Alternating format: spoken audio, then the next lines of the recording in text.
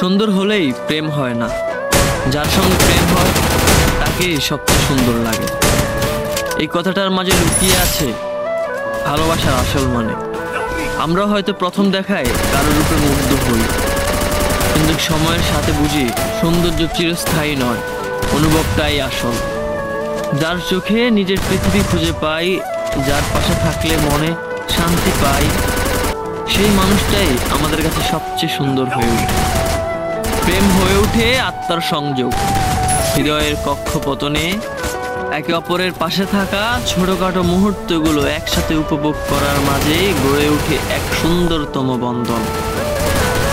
তাই শুধু বাহিরিক রূপ নয়, সত্যিকারের ভালোবাসা তখনই জন্ম নেয় যখন একজন মানুষকে তার সমস্ত ভাঙাচুরা, হাসি, কান্না, আলো, অন্ধকার সহ গ্রহণ করি।